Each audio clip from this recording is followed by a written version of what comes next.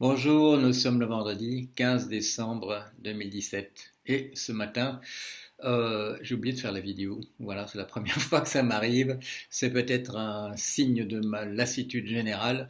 Je m'étais promis, j'étais à Paris dans une chambre d'hôtel et à parler avec quelques-uns des participants de la réunion hier à Beaubourg. Et je me dis, dès que je suis dans le train, je vais vérifier si on est mercredi ou jeudi. Et stupeur, à ma stupeur, je découvre qu'on est vendredi et que c'est le jour du temps qu'il fait.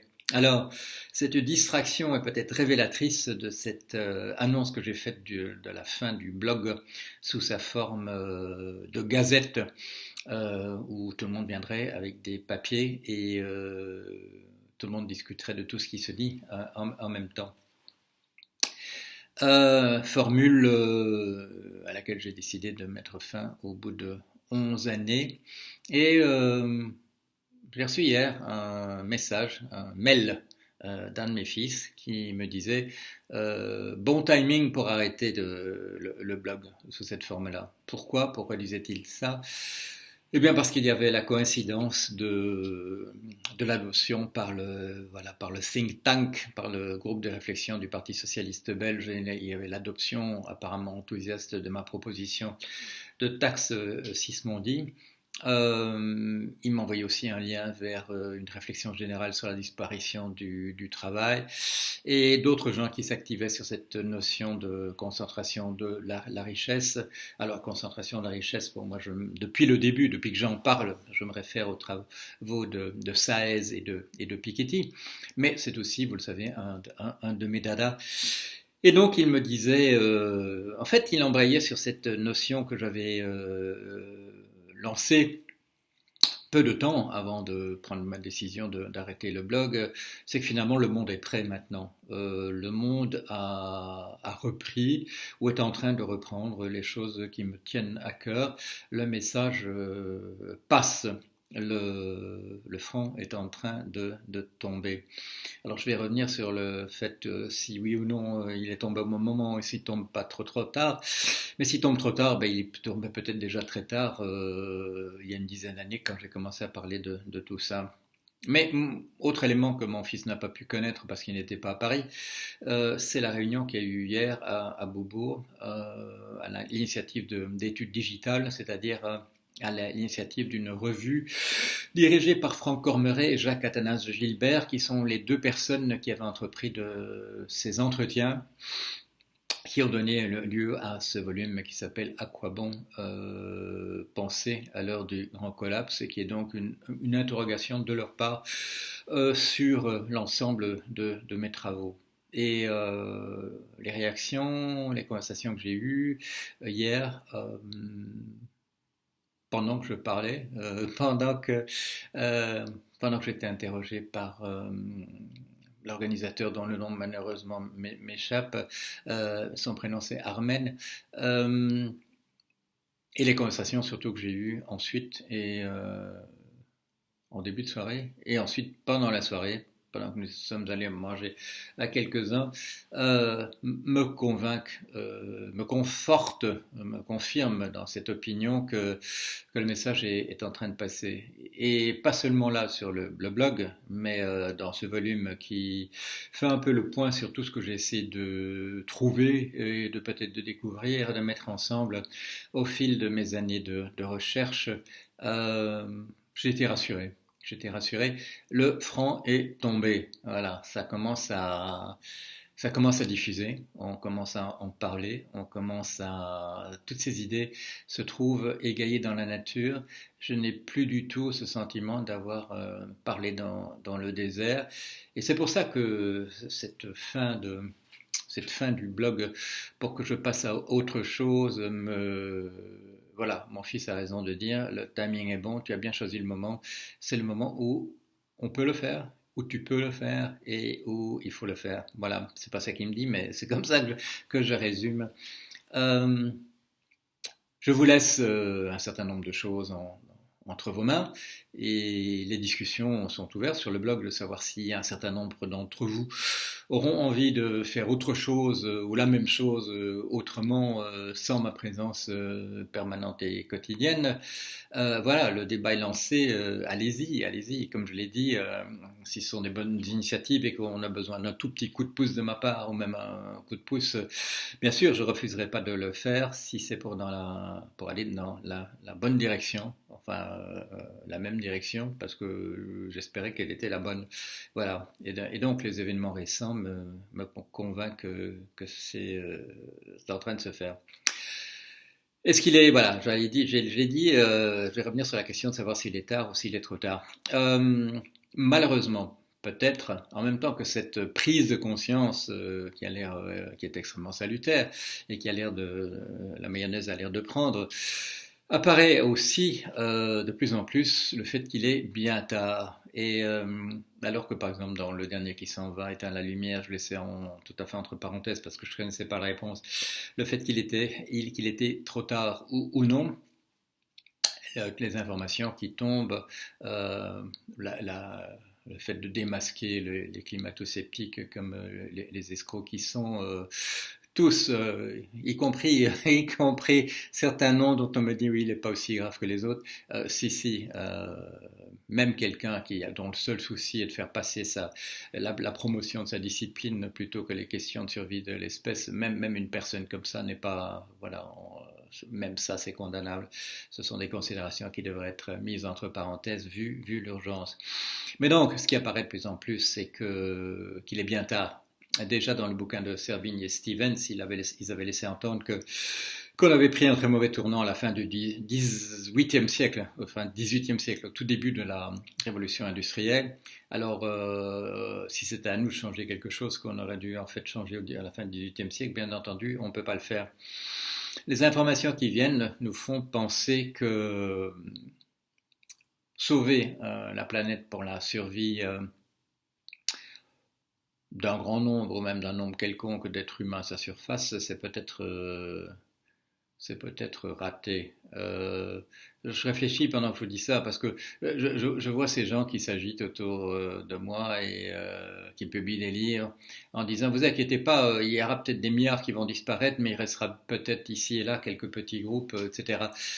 Et les arguments qui sont donnés sont d'une stupidité confondante, parce que les arguments qui sont donnés pour le fait qu'il y aurait bien des petites poches qui survivraient ici et là, c'est le fait qu'on n'arrive pas à mettre ensemble un raisonnement qui prouverait que ces petites poches n'existeraient pas. Alors, si c'est à ce genre d'intellectuel qu'il faut confier l'avenir, on est mal barré, on est vraiment mal barré. Je crois que inconsciemment, ce qui leur vient à l'esprit, c'est que je me retrouverai bien dans les quelques 100 000 ou les quelques 10 000 qui survivront. Et là, je ne pense pas à ce monsieur qui a fait ce livre sur comment il faudrait s'en sortir. Je pense à d'autres. Dont j'ai parlé du bouquin qui ne me revient pas, qui s'appelle The Knowledge, mais son Lewis Dartnell, voilà, Lewis Dartnell, c'est pas lui que je pense, parce que lui il dit, ben, pour que ça puisse repartir, il faudrait qu'il y ait un petit groupe de 10 000 personnes.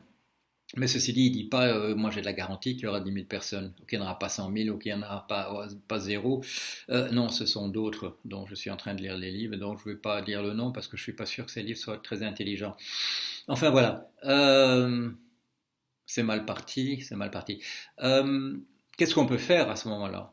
Qu'est-ce qu'on peut faire si on ne peut pas sauver la planète comme lieu d'habitation pour nous parce qu'on l'a vraiment foutu en l'air, que ce soit à la fin du XVIIIe siècle ou l'année dernière, ou si c'est parce qu'on ne pourra pas s'empêcher de le faire dans les 10 ans qui viennent, ça n'a finalement pas d'importance. On est alors dans un scénario de type interstellar.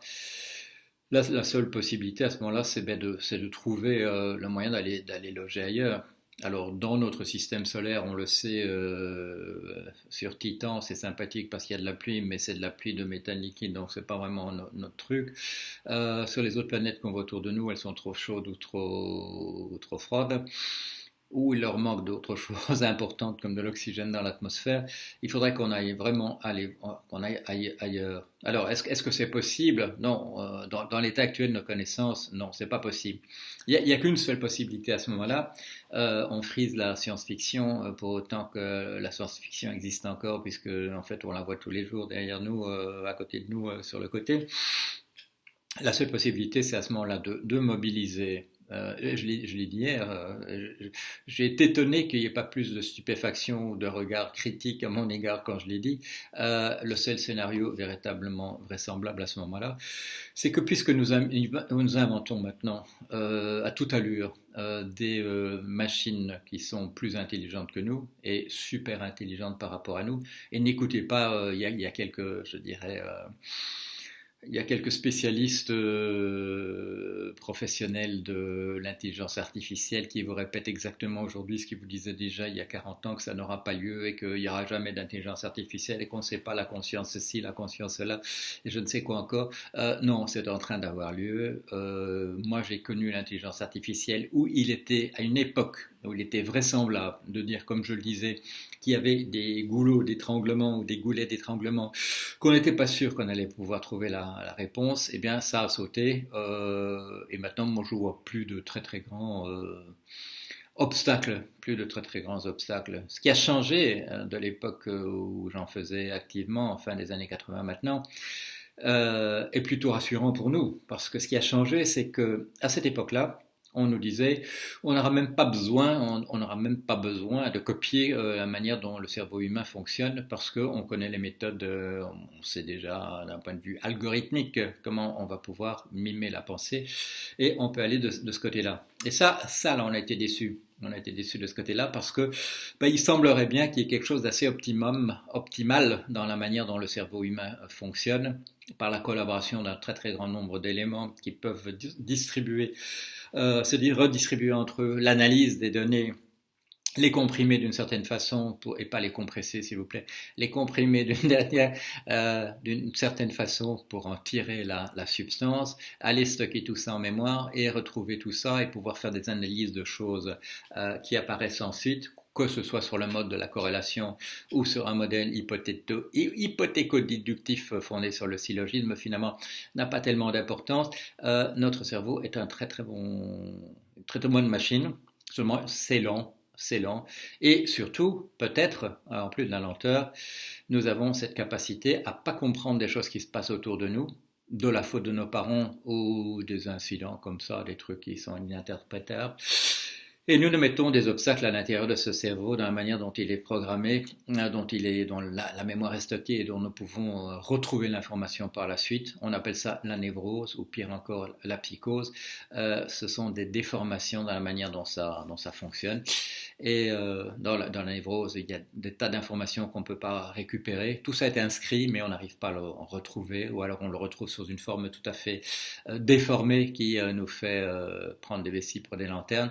Et dans la psychose, il y a carrément, et ça je l'ai expliqué déjà dans mon bouquin qui s'appelait la principe des systèmes intelligents, j'ai repris l'explication de Lacan sur la forclusion, mais en termes de théorie des graphes, c'est une déconnexion à l'intérieur du graphe, il y a un pont ou des ponts qui manquent, ce que Lacan appelait le signifiant maître, et qui fait qu'on est obligé de suivre des raisonnements dans une partie du graphe, dans une partie de la mémoire stockée, sans avoir accès à l'autre. Et du coup, il y a ce qui avait été noté depuis très longtemps dans la schizophrénie, il y a un dédoublement de la personnalité, c'est-à-dire qu'il y a deux zones ou plus qui travaillent en autonomie et qui produisent des résultats différents. Et souvent, ça tombe sur du raisonnement qui nous apparaît paranoïaque. Pourquoi est-ce qu'il nous apparaît paranoïaque ? Parce que, faute de pouvoir accéder à la bonne information dans la bonne partie du graphe, on essaie de trouver une explication localement. Je vous dirai dans quelle page du principe des systèmes intelligents publié en 89 c'est expliqué. Et on est obligé d'essayer de trouver l'explication à un endroit où l'explication ne se trouve pas. Et donc c'est paranoïaque au sens où on attribue de manière compulsive et manifestement fausse pour les autres la cause d'un événement à un événement qui n'en est pas un, faute de pouvoir trouver le bon qui lui est stocké ailleurs. Alors c'est ça qu'on peut éviter aux machines, même si on leur fait des réseaux neuronaux artificiels qui marchent, on va leur éviter quand même la névrose et la psychose. On va leur permettre non seulement d'aller beaucoup plus vite que nous, mais aussi de ne pas être encombré par, de pas être gêné par des pathologies, il faut bien appeler les choses par leur nom, qui sont la névrose et la psychose. Alors, à l'échelle individuelle, on peut pour les signes filaments, ça c'est difficile, comment reconnecter vraiment deux morceaux de graphes qui sont qui sont déconnectés. C'est pour ça que la psychanalyse n'a pas encore fait grand-chose, à mon sens, par rapport à la psychose, mais il y a peut-être un truc. Mais pour la névrose, bah, il suffit de remettre en marche les circuits, la partie du circuit qui est sur laquelle, comme disait Freud, on a mis un tabou involontairement, et il faut lever le tabou, et la partie va pouvoir reconnecter avec le reste. Enfin, elle est connectée, mais les valeurs d'affect vont pouvoir circuler là, et on va pouvoir retrouver ça. Donc, c'est pas tout à fait par hasard que j'ai dit que j'allais me consacrer en parallèle à la psychanalyse et l'intelligence artificielle. C'est à partir de la même représentation théorique qu'il y a des choses à faire de ce côté-là. Euh, alors voilà, j'avais encore quelque chose à dire. Qu'est-ce que c'est? Ah oui, sur la question de savoir si on est encore dans les temps pour les solutions, il faut peut-être mettre le paquet sur le fait de demander aux machines de nous aider à résoudre les problèmes qui nous permettraient, dans l'absence, les difficultés dans l'absence nous permettraient d'aller coloniser ailleurs. Alors, je sais, là, je tombe dans des choses qui sont parfois condamnées comme dangereuses. Elles sont dangereuses, mais on est peut-être arrivé, nous sommes peut-être arrivés au moment où il ne faut pas mettre entre parenthèses, je le dis d'abord avant de passer à autre chose, il ne faut pas mettre entre parenthèses l'éthique, c'est-à-dire le fait de ne pas faire certaines choses et d'en faire d'autres. Parce que ça c'est important, si on n'a pas ça, on ne peut plus faire fonctionner les sociétés humaines. Mais il faut peut-être remettre entre parenthèses ou remettre sur la table pour en discuter une notion peut-être trop restreinte de ce que nous avions, de ce que c'est la nature humaine. Euh, il faut peut-être ouvrir dans la direction que suggéraient des gens comme Jean-Jacques Rousseau ou Condorcet, remettre sur la table la notion de perfectibilité, de voir comment on peut s'améliorer et d'en discuter calmement et justement dans le cadre de l'éthique, mais de réfléchir à ce qu'on peut modifier, à ce qu'il faudrait modifier et pas modifier, je dirais dans le sens, ça c'est une chose à pas faire. Si l'environnement se dégrade sur la Terre au point qu'il faudrait nous modifier dans un très très mauvais sens pour qu'on puisse encore continuer à respirer, à manger, etc. dans ce cadre-là, ça c'est peut-être pas la chose à faire. Mais si la solution, c'est que nous, on se trouve une nouvelle planète, en espérant que nous aurons compris au passage, ce qui n'est pas évident, comment pas la foutre elle en l'air quand on arrivera dessus, il faut peut-être demander aux machines de réfléchir avec nous à cela, même si on ne comprend plus exactement comment elles le font. La seule chose qu'on nous demande à nous, c'est de pouvoir choisir dans ce qu'elles nous disent les bonnes et les mauvaises réponses. Si la machine a tendance à mettre entre parenthèses dans sa manière dont elle procède, parce qu'elle n'a pas d'affect, par exemple, à mettre entre parenthèses l'éthique, alors là, il faut lui rappeler que nous, on fonctionne dans le cadre de l'éthique, sinon c'est même pas la peine de recommencer. On sait, dans ce cas-là, s'il n'y a même pas d'éthique, on ne pourra même pas relancer une planète ailleurs avec nous, essayant de faire mieux. Alors voilà. Je passe de... Bon, certains seront contents, puisque je passe d'une une représentation où la voie de garage pouvait paraître totale à une vision plus optimiste où on pourrait peut-être essayer de recommencer ailleurs. Mais dans ce cas-là, je dirais, il ne faut pas mettre trop entre parenthèses la possibilité que nous offrent nos machines, en étant beaucoup plus intelligentes que nous, de trouver la solution. Et si vous doutez que ces machines soient déjà beaucoup plus intelligentes que nous, ou si vous entendez, comme j'ai entendu encore hier, malheureusement, que la machine qui gagne au jeu de Go et ne peut pas faire la vaisselle en même temps, n'écoutez pas, ça ne mérite pas les secondes que vous consacrerez à ça. Vous avez un smartphone, j'en ai un. Dans un smartphone, on a mis, parce qu'on trouvait que c'était une bonne idée, on a mis des tas de choses qui n'allaient pas ensemble, comme une caméra, un traitement de texte, une boussole, une lampe torche, etc. On a mis tout ça ensemble parce que ça nous arrange bien d'avoir un grand canif dans notre poche. Le jour où on aura besoin que les machines qui gagnent au Go fassent aussi la vaisselle, vous inquiétez pas, ça prendra 10 minutes à faire, c'est pas un obstacle, c'est pas ça qui est un obstacle à l'intelligence artificielle. Non, ce qui est important, c'est que la machine Alpha 0 gagne à des jeux où elle n'a jamais joué, qu'elle bat à plat de couture la machine qui avait déjà battu couture, à plate couture des êtres humains pour gagner du Go, au jeu de Go.